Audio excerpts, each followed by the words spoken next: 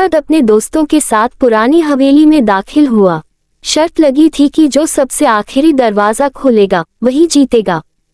हवेली वीरान थी, दीवारों पर पुराने नक्शो निगार थे और हवा में बुसैदगी की बू बसी हुई थी।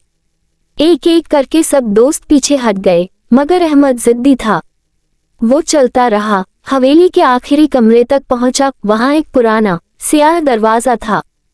यही है आखिरी दरवाजा। अहमद ने सरगोशी की और हल्का सा धक्का दिया। दरवाजा चरचरा कर खुला। अंदर अंधेरा था। अचानक एक ठंडी लहर अहमद के जिस्म से टकराई। किसी की सरगोशी सुनाई दी, तुम भी बाकियों की तरह आ गए, अब वापसी मुमकिन नहीं।